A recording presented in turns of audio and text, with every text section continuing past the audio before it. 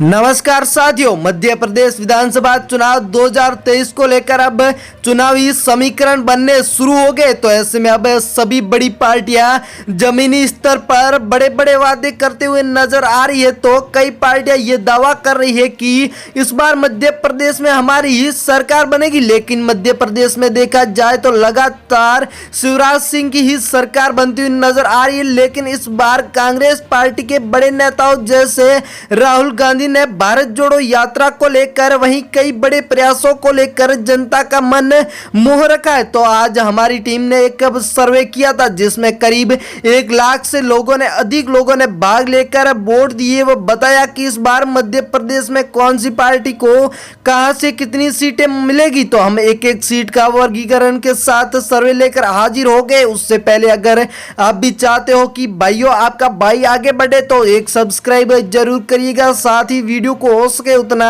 Share कीजिएगा। इस बार मध्य प्रदेश के साथ राजस्थान, तेलंगाना वहीं छत्तीसगढ़ के भी इलेक्शन है। साथ ही साथ साथियों 2024 के इलेक्शन को लेकर भी अब तैयारियां शुरू हो गई। ऐसे में आप सभी राज्यों व लोकसभा चुनाव को लेकर सर्वे रिपोर्ट तथा जो चुनावी आंकड़े सबसे पहले जानना चाहते हो तो हमारे चैनल से लगातार जुड़े रहिएगा। आपको लेकर चलते हैं सर्वे आंकड़ों की तरफ। इसी के साथ पहला जिला साथियों बड़वानी आ चुका है जिसमें कुल 4 विधानसभा की सीट है, जिनमें से बीजेपी पार्टी 1 सीट पर, कांग्रेस पार्टी 3 सीटों पर, तो बीएसपी व अदर पार्टियां 0 पर ही नजर आ रही। बढ़ते अगले जिले की ओर जबलपुर, जिसमें साथियों कुल 8 विधानसभा की सीट है, जिनमें से बीजेपी पार्टी के खाते में 3 सीटें तो कांग्रेस पार्टी 5 सीटों पर भारी पड़ती हुई, वहीं बीएसपी व अदर पार्टियां 0 पर। सीगी जिला जिसमें कुल 4 विधानसभा की सीट है, जिनमें से बीजेपी पार्टी के खाते में 1 सीट तो कांग्रेस पार्टी के खाते में 3 सीटें नजर आ रही है।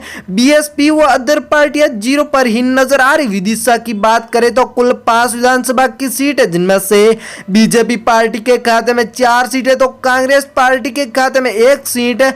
इस बार बीजेपी पार्टी भारी पड़ती हुई तो अदर पार्टियां 0 पर। भोपाल की बात करें तो भोपाल में कुल 7 विधानसभा की सीट है, जिनमें से बीजेपी पार्टी के खाते में 2 सीटें, वहीं कांग्रेस पार्टी के खाते में 5 सीटें तो बीएसपी के खाते में 1 सीट।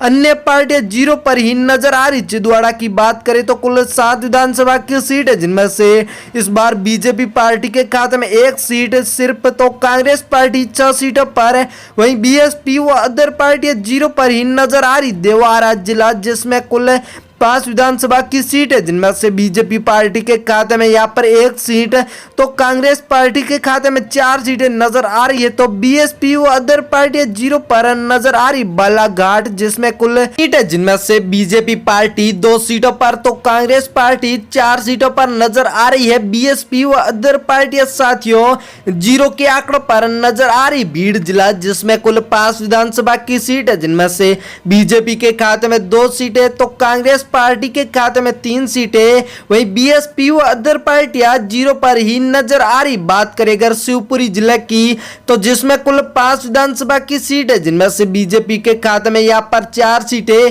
कांग्रेस पार्टी के खाते में 3 की जगह साथियों 1 सीट तो बीएसपी व अदर पार्टियां 0 पर ही नजर आ रही। सतपुरी जिला जिसमें कुल 4 विधानसभा की सीट है, जिनमें से बीजेपी पार्टी के खाते में 2 सीटें, वहीं कांग्रेस पार्टी के खाते में 4 सीटें तो बीएसपी व अदर पार्टियां 0 पर ही नजर आ रही है। सागर जिसमें कुल 8 विधानसभा की सीट है, जिनमें से बीजेपी पार्टी के खाते में 3 सीटें तो यहाँ पर कांग्रेस पार्टी के खाते में 5 सीटें, बीएसपी व अन्य पार्टियां 0 के आंकड़ों पर देखने को मिल रही है। सतना जिला जिसमें कुल 7 विधानसभा की सीट है, जिनमें से सर्वे के मुताबिक बीजेपी पार्टी के खाते में 3 सीटें, कांग्रेस पार्टी के खाते में 4 सीटें तो बीएसपी व अन्य पार्टियां 0 पर नजर आ रही। बैतूल जिला जिसमें कुल 5 विधानसभा की सीट है, जिनमें से बीजेपी पार्टी के खाते में 2 सीटें तो कांग्रेस पार्टी के खाते में 3 सीटें तो बीएसपी व अन्य पार्टियां जीरो पर ही नजर आ रही। बैतूल में मुरैया जिला जिसमें कुल 4 विधानसभा की सीट है साथियों, जिनमें से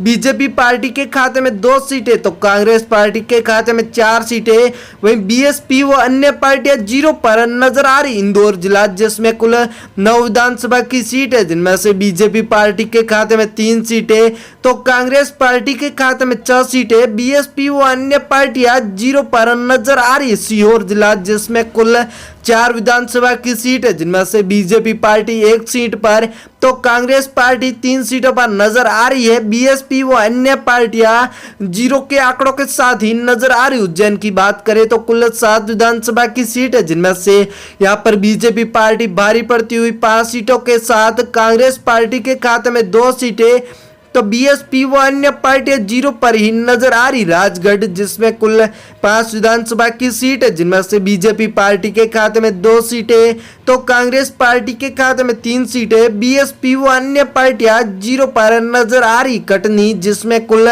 4 विधानसभा की सीट है, जिनमें से बताया जा रहा साथियों यहाँ पर बीजेपी व कांग्रेस दोनों के मध्य 2-2 सीटों पर टक्कर तो अन्य पार्टियां जीरो पर ही बताई जा रही। बात करते हैं थार जिले की, तो थार जिले में कुल 7 विधानसभा की सीट है, जिनमें से बीजेपी पार्टी के खाते में 4 सीटें तो कांग्रेस पार्टी के खाते में 3 सीटें, वहीं बीएसपी व अन्य पार्टियां थार जिले की 7 सीटों में से जीरो पर। रायसेन जिला जिसमें कुल 4 विधानसभा की सीट है, जिनमें से बीजेपी पार्टी के खाते में 1 सीट तो कांग्रेस पार्टी के खाते में 3 सीटें, बीएसपी व अन्य पार्टियां जीरो पर नजर आ रही। सिवनी जिला जिसमें कुल 4 विधानसभा की सीट है, बीजेपी पार्टी के खाते में 2 सीटें तो कांग्रेस पार्टी के खाते में 2 सीटें, बीएसपी व अन्य पार्टियां जीरो पर नजर आ रही है। सिवनी में ग्वालियर की बात करें तो ग्वालियर में कुल 4 विधानसभा की सीट है, जिनमें से 2 सीट बीजेपी के खाते में, 1 सीट कांग्रेस पार्टी के खाते में तो बीएसपी पार्टी भी इस बार